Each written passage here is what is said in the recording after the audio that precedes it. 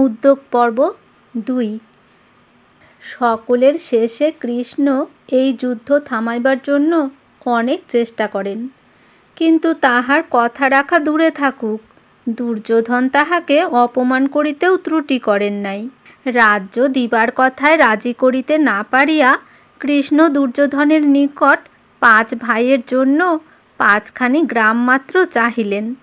তাহার উত্তরে দুর্যোধন বলিলেন কি যে, খুব সরু ছুঁচের আগায় যতটুকু জায়গা বিধে তাহার অর্ধেকও বিনা যুদ্ধে দিব না। ইহার উপরে আবার বুদ্ধিমানেরা কৃষ্ণকে বাঁধিয়া রাখিতে চাহিয়াছিলেন, কিন্তু তাহার চেহারা দেখিয়া আর কাজে তাহা করিতে সাহস হয় নাই। তিনি ধমকের চোটে দুষ্টদিগকে জব্দ করিয়া সেখান হইতে চলিয়া আসেন। আসিবার পূর্বে কৃষ্ণ কর্ণকে নির্জনে ডাকিয়া বলিলেন, কর্ণ, তুমি কাহার সহিত যুদ্ধ করিতে যাইতেছ? জানো কি পাণ্ডবেরা তোমার ছোট ভাই?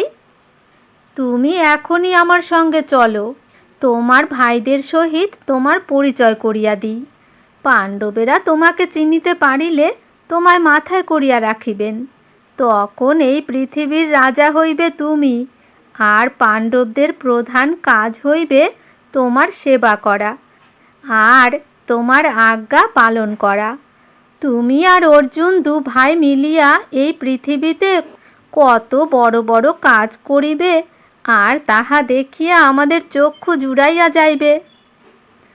কর্ণ বলিলেন, কৃষ্ণ, তোমার সকল কথাই সত্য, কিন্তু তুমি আমাকে কি মনে করিয়াছ? দুর্যোধনের অনুগ্রহে আমি রাজ্য পাইয়া সুখে বাস করিতেছি। এই দুর্যোধনকে আমার ভরসায় যুদ্ধের জন্য প্রস্তুত করিয়া দিয়া আমি তাহাকে ছাড়িয়া যাইব? আমার দ্বারা তাহা কখনোই হইবে না। পাণ্ডবেরা আমার ভাই হইলে কি, লোকে তো জানে আমি অধিরথ সারথীর পুত্র। বনবাসে যাইবার সময় কুন্তিকে পাণ্ডবেরা বিদুরের বাড়িতেই রাখিয়া যান। কৃষ্ণ যুদ্ধ থামাইবার চেষ্টায় আসিয়া এবারে বিদুরের বাড়িতেই ছিলেন। কাজেই তাহার নিকট কুন্তির কোনো কথাই জানিতে বাকি থাকে নাই। কৃষ্ণ চলিয়া যাইবার পরে যুদ্ধের কথা ভাবিয়া কুন্তির প্রাণে বড়ই ক্লেশ হইতে লাগিল। পুত্রগণ যুদ্ধ করিয়া একজন আরেকজনকে মারিবে, মার প্রাণে এ কথা কি সহ্য হইতে পারে? তাই তিনি মনে করিলেন তিনি নিজে একবার চেষ্টা করিয়া দেখিবেন। কর্ণ রোজ গঙ্গায় স্নান করিয়া সূর্যের স্তব করিতেন। স্নানের সময় কুন্তি গঙ্গার ধারে গিয়া এই স্তবের শব্দে তাহাকে খুঁজিয়া বাহির করিলেন এবং তাহারই ছায়ায় বসিয়া স্তব শেষ হইবার জন্য অপেক্ষা করিতে লাগিলেন। স্তবের শেষে কর্ণ তাহাকে নমস্কার করিয়া জোড়হাতে কহিলেন, হে দেবী, আমি অধিরথ এবং রাধার পুত্র কর্ণ, আপনাকে নমস্কার করিতেছি। আপনার কি চাহি? কুন্তি বলিলেন, বাছা, তুমি আমারই পুত্র, রাধার পুত্র তুমি কখনোই নহ। সারথীর ঘরে তোমার জন্মও হয় নাই। নিজের ভাইদিগকে না চিনিতে পারিয়া কেন বাবা তুমি দুর্যোধনের সেবা করিতেছ? তোমার ভাইদের কাছে তুমি আইসো। যেমন কৃষ্ণ বলরাম ২ ভাই, তেমনি আমার কর্ণ আর অর্জুন হোক। ৫ ভাইয়ের প্রভু হইয়া সুখে রাজ্য করো। সারথীর পুত্র বলিয়া যেন তোমার দুর্নাম না থাকে। এ কথায় কর্ণ বলিলেন, আপনার কথায় আমার শ্রদ্ধা হইতেছে না। জন্মকালে আপনি আমাকে ফেলিয়া দিয়াছিলেন, মায়ের কাজ আমার প্রতি কিছুই করেন নাই। এখন যে আমাকে স্নেহ দেখাইতেছেন তাহাও কেবল আপনার পুত্রদিগের উপকারের জন্য। এমন অবস্থায় আমি আপনার কথায় দুর্যোধনকে ছাড়িতে যাইব কেন? তবে আপনি কষ্ট করিয়া আসিয়াছেন, তাই এই পর্যন্ত বলিতে পারি যে যুধিষ্ঠির, ভীম, নকুল, সহদেব ইহাদের কাহারও আমি কোনো অনিষ্ট করিব না, কিন্তু অর্জুনকে ছাড়িতে আমি কিছুতেই প্রস্তুত নহি। যুদ্ধে হয় আমি তাহাকে মারিব, না হয় সে আমাকে মারিবে। আপনার ৫ পুত্রই লোকে জানে, তাহার অধিক পুত্র আপনার থাকা ভালো নহে। এই বলিয়া কর্ণ সেখান হইতে চলিয়া গেলেন। কুন্তীও কাঁদিতে কাঁদিতে ঘরে ফিরিলেন। যুদ্ধ আর কিছুতেই থামিল না, সুতরাং তাহার আয়োজন বিধিমতেই হইতে লাগিল। কুরুক্ষেত্রের প্রকাণ্ড মাঠের ভিতর দিয়া হিরণ্যতী নদী বহিতেছে। সেই নদীর ধারে যুধিষ্ঠির তাহার সৈন্য সাজাইতে লাগিলেন। দুর্যোধনের লোকেরাও তাহারই সামনে আসিয়া শিবির প্রস্তুত করিল। দেখিতে দেখিতে সেই মাঠের চেহারা এমনই বদলাইয়া গেল যে তাহাকে চেনা ভার। খাল, পুকুর, রাস্তা, তাঁবু ইত্যাদিতে সে মাঠ নগরের মতো হইয়া গিয়াছে। তাহার ভিতরে মিস্ত্রি, মজুর, পাচক, বৈদ্য কিছুরই অভাব নাই।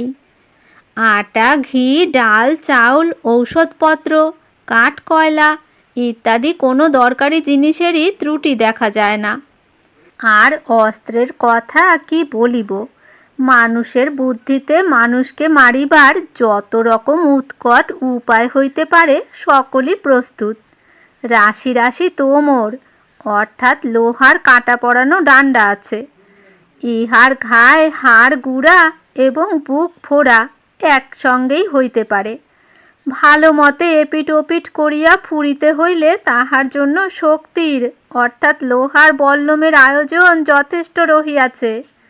পাশ অর্থাৎ ফাঁস আছে আটি আটি। এ জিনিস শত্রুর গলায় লাগাইয়া টানিলে বুঝিতেই পারো। আর যদি শত্রুর চুলে ধরিয়া টানিয়া তাহাকে কাবু করিতে হয়, তাহার জন্য অসংখ্য কচগ্রহ বিক্ষেপ, লম্বা লাঠির আগায় সাংঘাতিক আঠা রহিয়াছে। কিংবা যদি আকশি লাগাইয়া তাহাকে টানিবার দরকার পড়ে, সে আকশিরও ওই পর্বতাকার ঢিপি। এ অস্ত্রের নাম করগ্রহ বিক্ষেপ। বালি, তৈল আর ঝোলা গুড়ের অন্তই নাই।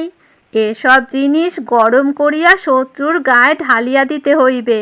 তাহার জন্য এই বড় বড় হাতাও আছে। মুখ বাঁধা ভারী ভারী হাড়ির ভিতরে ভয়ানক ভয়ানক সাপ।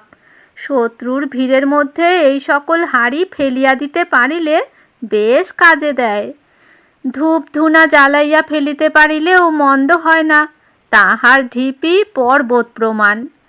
কুল কাটার মতো বাঁকানো কাটা পড়ানো ভয়ানক বল্লম, তাহার নাম অঙ্কুশ তোমর। এ অস্ত্র শত্রুর পেটে বিধাইয়া টানিলে পেটের ভিতরের জিনিস তখনই বাহির হইয়া আসে। ইহা ছাড়া ঢাল, তলোয়ার, খাড়া, বর্ষা, লাঠি, গদা, তীর, ধনুক প্রভৃতি সাধারণ অস্ত্র যে কত আছে তাহার তো হিসাবই হয় না। দা, কুড়াল, খুন্তি, কোদাল এমনকি লাঙ্গল পর্যন্ত বাদ যায় নাই। এ সকল অস্ত্র বোধ হয় সাধারণ সৈন্যদের জন্য। বড় বড় ক্ষত্রিয় যোদ্ধারা এ সকল অস্ত্রের কোনোটা ব্যবহার করিতেন না এমন নহে। মোটের উপর তাহাদের যুদ্ধ কৌশল ইহা অপেক্ষা অনেক উঁচু দরের। আর তাহাদের অস্ত্রশস্ত্র যে অতি আশ্চর্য রকমের, তাহাও আমাদের দেখিতে বাকি নাই। সকল আয়োজন শেষ হইলে দুর্যোধন জোর হাতে ভীষ্মকে বলিলেন, হে পিতামহ, আপনি যুদ্ধবিদ্যায় শুক্রের সমান পণ্ডিত। আপনি আমাদের সেনাপতি হন। আপনার পশ্চাতে আমরা নির্ভয়ে যুদ্ধ করিতে যাইব। ভীষ্ম বলিলেন, আচ্ছা, তাহাই হোক।